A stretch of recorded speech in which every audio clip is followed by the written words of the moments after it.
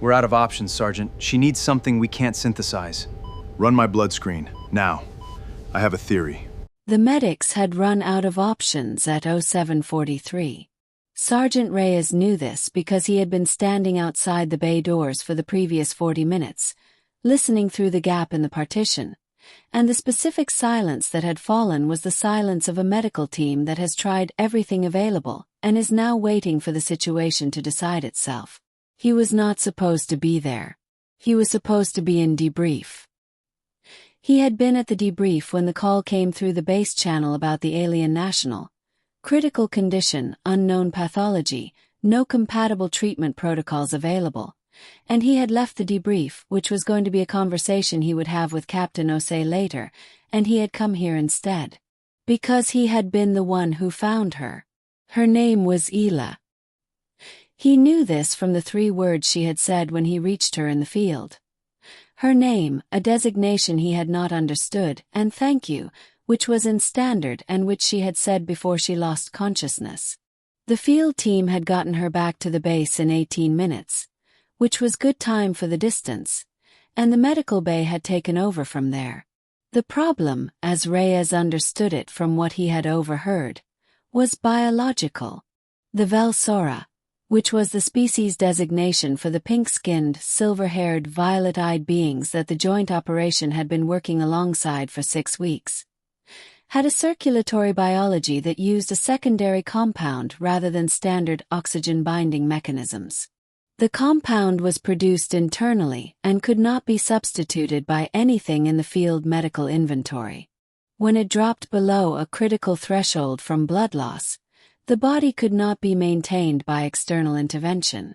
Her compound was below critical threshold. She was dying because they had nothing that matched what she needed. Reyes pushed the bay door open and walked in. "You shouldn't be in here, Sergeant," the lead medic, Dr. Kolos, said, without looking up from the monitor. "I know," Reyes said. He walked to the bed. He looked at Ela, who was lying with her silver hair spread across the pillow and her violet eyes half open, tracking him with the specific quality of attention that people pay to things when most of their available resources are elsewhere. "She recognize you," Kolos said. "Yes," Reyes said.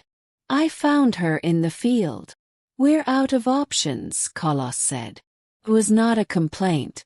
It was an accurate status report. "Whatever she needs, we can't synthesize it. We don't have the base compound, and we don't have the equipment to produce it." Reyes looked at Ela. She was looking at him. The monitors showed what they showed. Numbers that had meaning he was reading from Kolos's expression rather than his own knowledge. "What if it's not synthetic?" Reyes said. Kolos looked at him. "What if someone had something close enough?" Reyes said. "Not Vel-Sora, but compatible enough to bridge." "We don't have any other Vel-Sora here," Kolos said.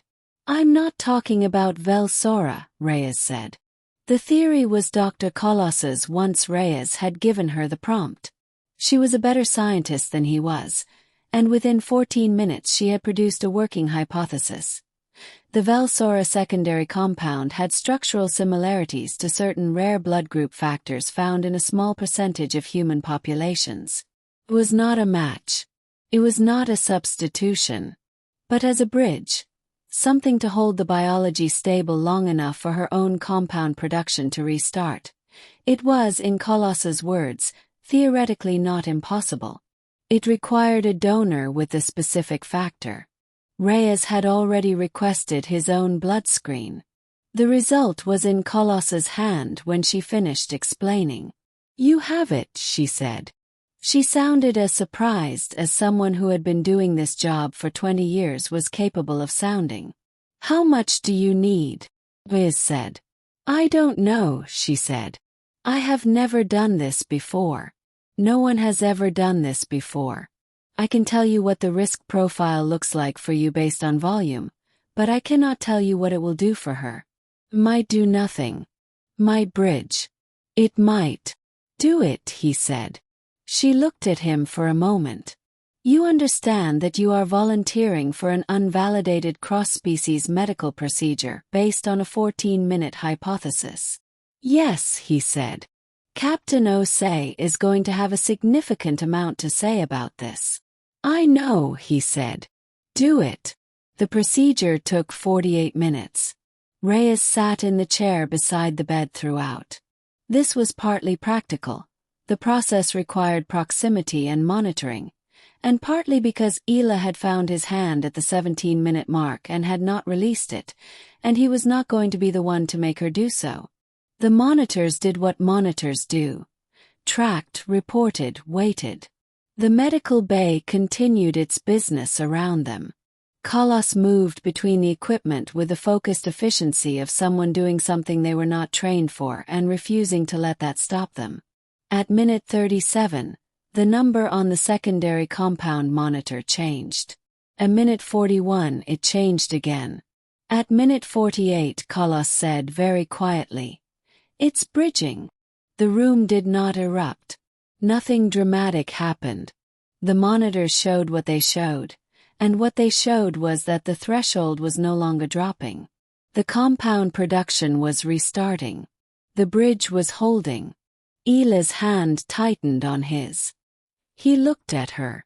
The violet eyes were fully open now, clearer than they had been since the field, and she was looking at him with the expression of someone who has been to the edge of a particular place and has come back from it, and is now looking at the thing they came back toward. "Reyes," she said. "Still here," he said. "How?" she said. Not the full question, just the beginning of it. "Later," he said. "Rest first." She looked at him for another moment. "Your blood," she said. "The beginning of understanding. A compatible factor," he said. "Your medics can explain the science when you're better." She was quiet for a moment. The monitors tracked steadily. "Among the Vel-Sora," she said very quietly, "when a person gives their blood to hold another alive, that person is called Vethlar, the living bridge." She looked at their hands. "It is not a title. It is a bond. It cannot be undone." Reyes absorbed this. "Was there a form I should have signed?" he said.